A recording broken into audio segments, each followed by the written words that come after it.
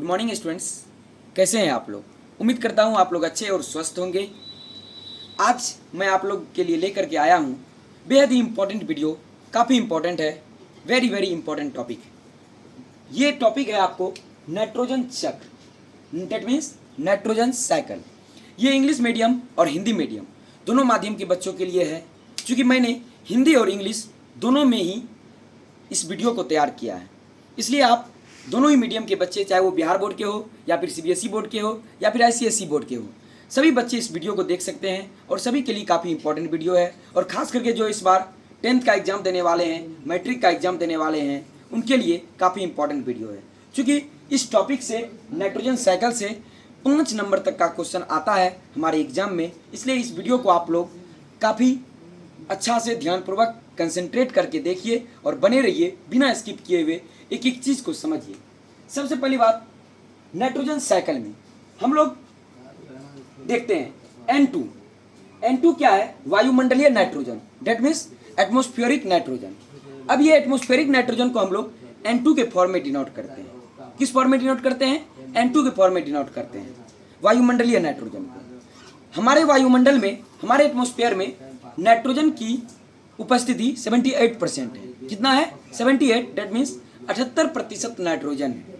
लेकिन वो जो नाइट्रोजन है, उस नाइट्रोजन को पौधा नहीं ले सकता है डायरेक्ट। वो जो नाइट्रोजन है जो 78% हमारे वायुमंडल में है, उस नाइट्रोजन को पौधा डायरेक्ट नहीं ले सकता है। अब ये समस्या आ गई। अब जिस तरह से ऐसा कोई मोबाइल नहीं बना है जिसका कि कवर ना हो, ऐसा कोई मोबाइल नहीं बना है जिसका कि कोई कवर ना हो, उसी प्रकार ऐसा कोई समस्या नहीं है जिसका कि समाधान नहीं है। तो चलिए, ये जो समस्या आई, प्लांट्स डायरेक्ट नाइट्रोजन को नहीं लेगा, तो इस समस्या का समाधान भी आ गया। इस समस्या का समाधान है nitrogen cycle, that means nitrogen चक्र।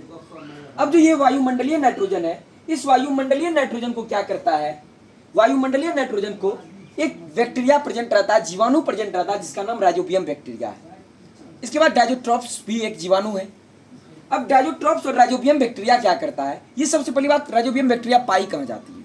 आप लोग दाल का खेती देखें, मूंग का खेती, तो दाल का जो पौधा होता है, इसके बाद मटर का जो पौधा होता है, उस पौधा के जड़ में पाया जाता है, रूट्स में पाया जाता है ये राइजोबियम बैक्टीरिया, ठीक ना। इसलिए आप देखते होंगे किसान हमेशा 2 फसल के बीच में इस दाल का खेती जरूर करता है, मूंग का खेती जरूर करता है, ताकि मिट्टी का उपजाऊ बनी रहे।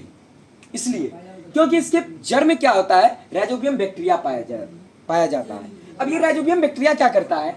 ये जो एटमॉस्फेरिक नाइट्रोजन है N2, इस N2 को बदल देता है NH3 और NH4 में, दैट मीन्स अमोनिया और अमोनियम में। वायुमंडलीय नाइट्रोजन, एटमॉस्फेरिक नाइट्रोजन जो कि N2 है, अब इस N2 को NH3 that means ammonia, NH4 that means ammonium, इसमें जो बदला, ये प्रोसेस कहलाता है नाइट्रोजन फिक्सेशन, नाइट्रोजन स्थिरीकरण। हिंदी मीडियम के बच्चे इसको नाइट्रोजन स्थिरीकरण बोलते हैं। इसके बाद इंग्लिश मीडियम के बच्चे इसको नाइट्रोजन फिक्सेशन बोलते हैं। अब यहाँ पे आपसे क्वेश्चन क्या बन सकता है? आपके एग्जाम में, मैट्रिक का एग्जाम में एक ऑब्जेक्टिव क्वेश्चन पूछता है कि आप बताइए नाइट्रोजन फिक्सेशन बैक्टीरिया का नाम। तो आपसे पूछ देगा नाइट्रोजन फिक्सेशन बैक्टीरिया का नाम क्या है, तो राइजोबियम मार दीजिएगा, क्योंकि राइजोबियम ही करवा रहा है ये काम। एटमॉस्फेरिक नाइट्रोजन को NH3 और NH4 में बदल रहा है, अमोनिया और अमोनियम में बदल रहा है। ये प्रोसेस हमारा कहलाता है नाइट्रोजन फिक्सेशन। फिर इसके बाद ये जो अमोनिया है और ये जो अमोनियम है, ये फिर कुछ बैक्टीरिया के प्रेजेंस में बदल जाता है।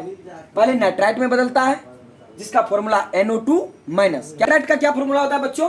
नाइट्राइट का फॉर्मूला हो जाता है NO2 माइनस। इसके बाद फिर ये नाइट्राइट वापस बदल जाता है किस चीज में?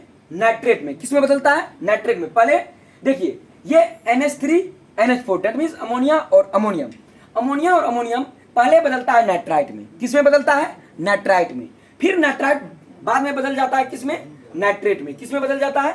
नाइट्रेट में। और नाइट्रेट का फॉर्मूला हो जाता है NO3 माइनस। इस प्रोसेस को जो करवाने में जो बैक्टीरिया मदद करता है, उस बैक्टीरिया का नाम है नाइट्रोसोमोनास। क्या है? नाइट्रोसोमोनास। इस बैक्टीरिया का नाम आप याद रखिए। और एक बैक्टीरिया है नाइट्रोबैक्टर। नाइट्रोसोमोनास और नाइट्रोबैक्टर बैक्टीरिया क्या करता है? अमोनिया और अमोनियम को पहले नाइट्राइट में बदलता है, फिर इसके बाद नाइट्रेट में बदल देता है। और इस प्रोसेस को कहते हैं नाइट्रीकरण हिंदी में, और इंग्लिश में कहते हैं नाइट्रिफिकेशन। क्या बोलते हैं? इंग्लिश में नाइट्रिफिकेशन और हिंदी में नाइट्रीकरण। नाइट्रोसोमोनास एक और बैक्टीरिया है, एक और जीवाणु है जिसका नाम है नाइट्रोबैक्टर। क्या है? नाइट्रोबैक्टर है। अब इसके बाद यहाँ तक तो फॉर्मेशन हो गया नाइट्राइट, और इसके बाद नाइट्रेट में बदल गया। अब क्या होता है कि इस नाइट्रेट को, ये नाइट्रेट का फिर इसके बाद क्या होता है? एसिमिलेशन होता है, यानी स्वांगीकरण होता है। स्वांगीकरण करने का मतलब अब इसको जो है पौधा ले लेता है। अब इस रूप में ये जो नाइट्रेट बना, इसके रूप में कौन लेता है? पौधा ले लेता है। पौधा इसको लेने के बाद जो है इससे क्या करता है? ऊर्जा प्राप्त करता है, यानी प्रोटीन प्राप्त करता है। देखिए स्वांगीकरण विधि से क्या होता है कि यहाँ पे प्रोटीन लेता है। कौन लेता है प्रोटीन? यहाँ पे सजीव चीज लेता है, जैसे कि ये पौधा है, इसके बाद एनिमल लेता है, ह्यूमन भी लेता है, यानी इससे क्या होता है? प्रोटीन बनता है। फिर प्रोटीन बना, अब इसके बाद कोई भी तो हमेशा के लिए नहीं आया है। कोई व्यक्ति क्या हमेशा के लिए जिंदा रहता है? क्या उसको तो मरना है एक ना एक दिन। इसलिए बोलते हैं मिट्टी का तन है, मिट्टी में ही मिल जाता है। अब समझ में आई बात, कॉन्सेप्ट? इसके बाद क्या होता है कि जो भी पेड़ पौधा है उसको भी तो एक दिन सूखना ही है, पेड़ पौधा को भी। जब वो सूख जाते हैं पेड़ पौधा, इसके बाद इंसान जब मर जाता है, एनिमल जब मर जाता है, मरने के बाद क्या होता है कि वो जब मिट्टी में मिलता है तब उसका क्या होता है? डिकम्पोज होता है, उसको सराया जाता है। सराया जाता है वो किसके द्वारा? फंजाई और बैक्टीरिया के द्वारा सराया जाता है, यानी कवक और जीवाणु के द्वारा सराया जाता है। जब वो सड़ता है, सड़ने के बाद क्या होता है? ये मिलित और अपशिष्ट पदार्थ से क्या होता है कि ये जो प्रोटीन है, इस प्रोटीन से फिर वापस बन जाता है ये अमोनिया। क्या बन जाता है? Ammonia, that means NH3। इसके बाद अमोनियम अमोनियम में बदल जाता है, दैट मीन्स NH4। और इस प्रोसेस को, यानी चूंकि किसमें बन रहा है?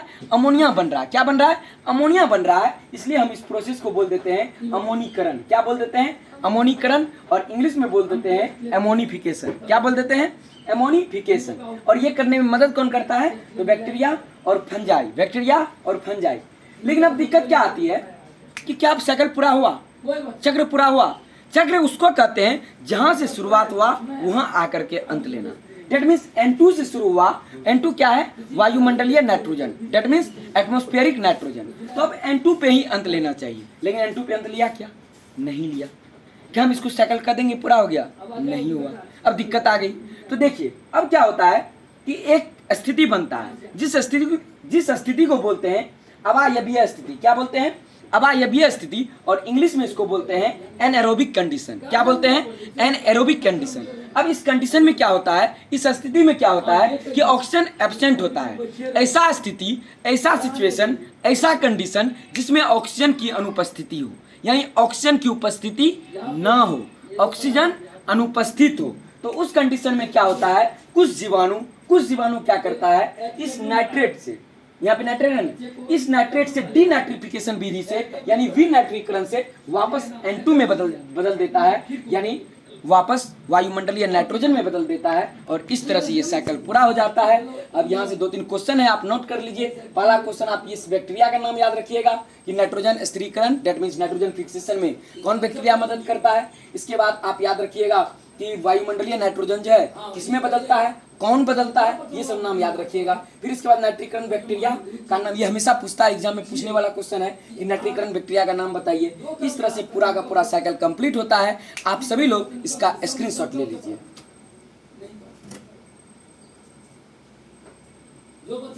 उम्मीद करते हैं आप लोग स्क्रीनशॉट ले लिए होंगे, और इस तरह से आपका आज का यह महत्वपूर्ण क्लास जो था, इंपॉर्टेंट क्लास था, आज इस क्लास की समाप्ति होती है। जय हिंद।